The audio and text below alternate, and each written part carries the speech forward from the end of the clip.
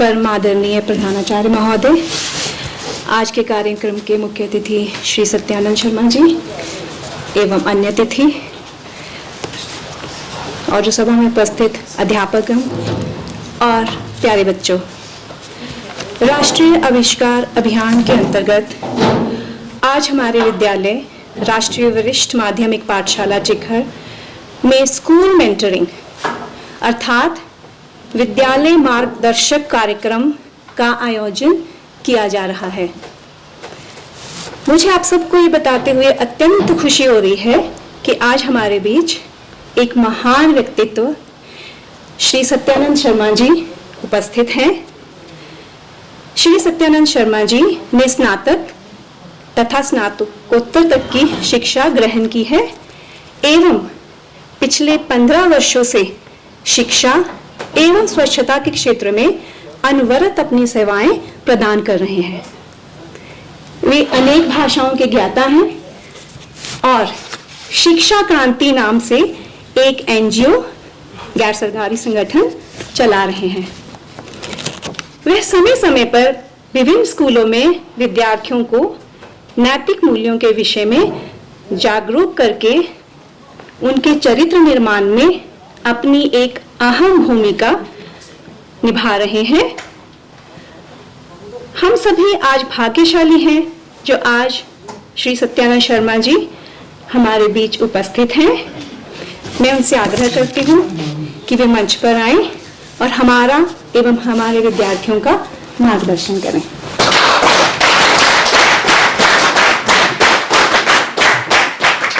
परम आदरणीय प्रधानाचार्य महोदय, राजकीय वरिष्ठ माध्यमिक पाठशाला चिखर, यहाँ उपस्थित माननीय गुरुजन, मेरे साथ आए शिक्षा क्रांति वॉलेंटियर्स चेतन जी, अभिनंदन जी और आप सभी प्यारे प्यारे विद्यार्थियों, आप सभी का मैं हार्दिक अभिनंदन करता हूँ, हार्दिक स्वागत करता हूँ। बहुत बहुत धन्यवाद।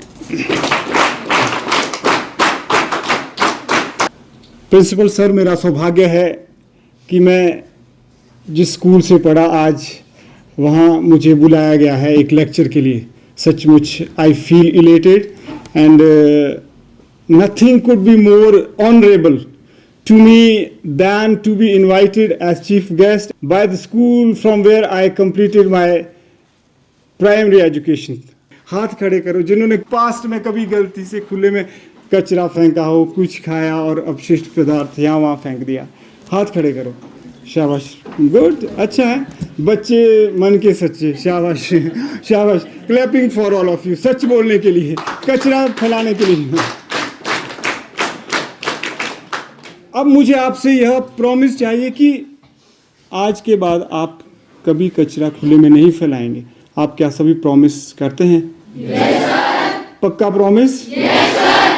और उससे भी बढ़कर प्रॉमिस करना है, वो सोच समझ कर करना है कि अगर आप किसी को भी खुले में कचरा फेंकते हुए देखते हैं तो उनसे ऐसा ना करने का ज़रूर आग्रह करना है। क्या ऐसा आप प्रॉमिस करते हैं? Yes sir. इतना आसान नहीं है, देख लो सर के सामने, गुरुजनों के सामने झूठ फिर नहीं बोलना है, देख लो। पक्का प्रॉमिस करते हैं? Yes sir. Thank you very much. Talking about politicization and commercialization, these are the things people get divided. तो मुझे लगता है सर जो ये पोलराइजेशन है, आई थिंक शिक्षक और गुरुजन ही ऐसे नागरिक हैं देश के जो इस पोलराइजेशन को दूर कर सकते हैं। जैसा कहते हैं, अखंड मंडलाकारम व्याप्तम येन चराचरम तत्पदर्शितम येन तस्मै श्री गुरुवे नमो नमः। अर्थात जो गुरु है वो हमें अखंडता के दर्शन करवाते हैं, वो परम एक तत्व की ओर ले जाते हैं। अर्थात हमारे भीतर विवेक की आंखें खोलते हैं और उसके बाद हमें दर्शन करवाते हैं अखंडता के, एकता के। तो एकता और अखंडता के बिना स्वच्छता तो नहीं आ सकती सर। तो हम बच्चों में स्किल ऑफ थिंकिंग प्रमोट करना चाहते हैं, क्योंकि स्किल ऑफ थिंकिंग से ही साइंटिफिक टेम्परामेंट डेवलप किया जा सकता है। और वो हम देखते हैं कि we want to develop skill of thinking, skill of feeling also. मुझे याद आ रहा है अल्बर्ट आइंस्टाइन, आपने सुना है नाम? अरे वाह, सभी ने सुना है। So he wrote somewhere that the whole science is nothing more than the refinement of everyday thinking. If we want to develop in us the spirit of scientific inquiry, before that we should develop in us skill of thinking, कि सोचना कैसे है, कि हमारी cognition development कैसे हो, हमारा संज्ञानात्मक विकास कैसे हो, मैं अपने बारे में सोचना शुरू करूं, मैं देश के बारे में सोचना शुरू करूं, मैं हूं क्या, मैं क्यों। मेरा नाम सुजल ठाकुर है, मैं सतलाई का ही निवासी हूँ और मेरे पिता का नाम श्रींदर सिंह है और मेरी माता का नाम श्रीमती कृष्णा देवी है। मेरे परिवार में 4 सदस्य है और मैं गवर्नमेंट सीनियर सेकेंडरी स्कूल चिखर का विद्यार्थी हूँ और मेरे स्कूल के प्रिंसिपल का नाम श्री लाल चंद चौहान जी है। मेरे पिताजी का नाम मिस्टर राम प्रकाश शर्मा है, मेरी माता का नाम मोनिका शर्मा है और मेरे परिवार में हम 7 सदस्य हैं और मैं गवर्नमेंट सीनियर सेकेंडरी स्कूल की छात्रा हूँ। My name is Smriti. I study in 10th class. I am 15 years old.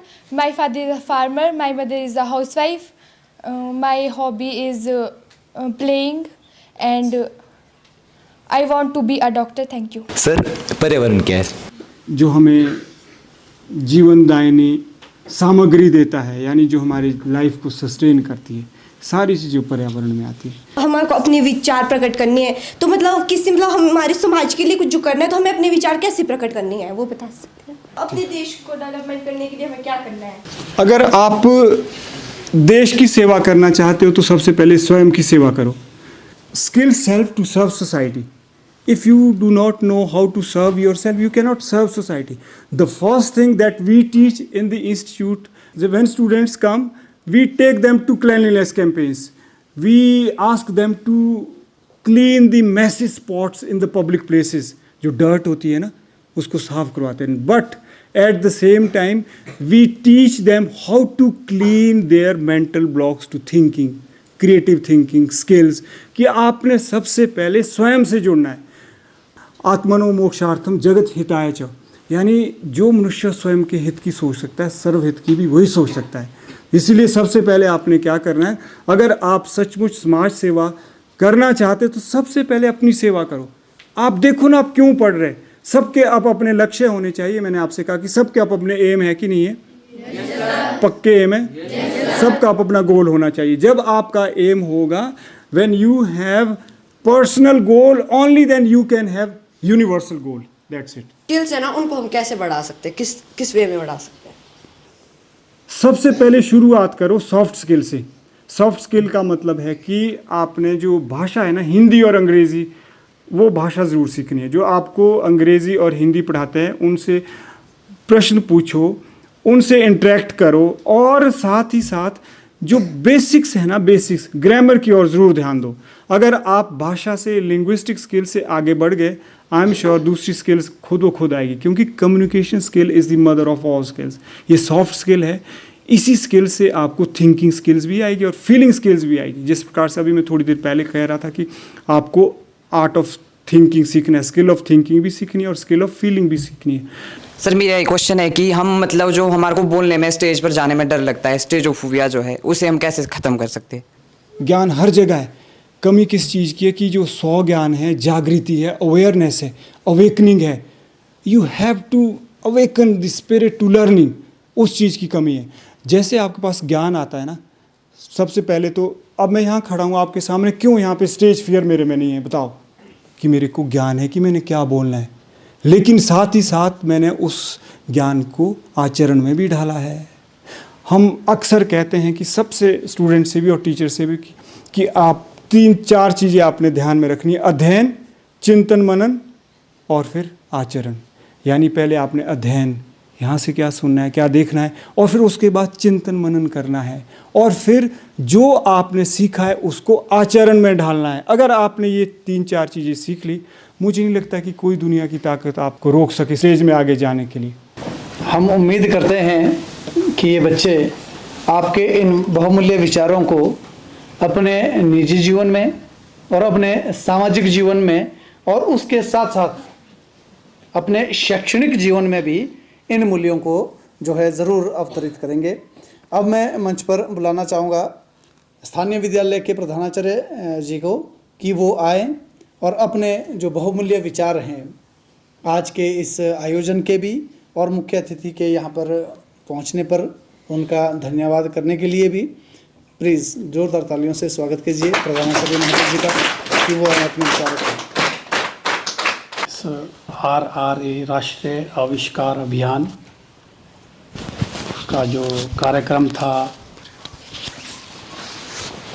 इसके लिए हमने मुख्य अतिथि को बुलाया, श्री सत्यानंद जी। मंच पर विराजमान मेरे अध्यापक साथियों और प्रिय बच्चों, सबसे पहले मैं इनकी पूरी टीम को धन्यवाद देना चाहता हूँ, स्वागत करना चाहता हूँ साथ में कि ऐसे एडवर्स मौसम के बावजूद भी, इतनी ठंड के बावजूद भी हमने इनसे एक रिक्वेस्ट की थी और ये तुरंत अपने समय अनुसार चले आए, तो इनके लिए सबसे पहले एक अच्छी सी तालियां।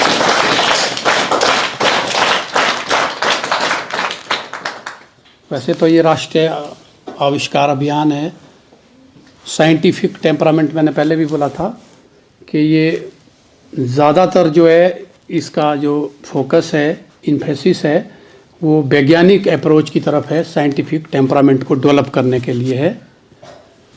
तो साइंटिफिक टेम्परामेंट के साथ साथ हमने नैतिक शिक्षा, संस्कारी शिक्षा, इसकी तरफ भी जाना है बच्चों।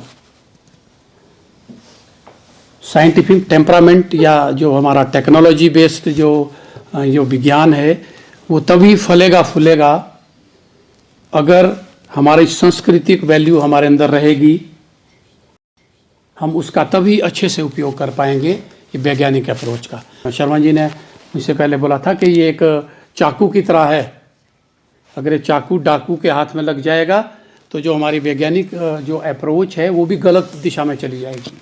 तो हमें संस्कारी होना बहुत ज़रूरी है, हमें नैतिक मूल्य सीखना बहुत ज़रूरी है।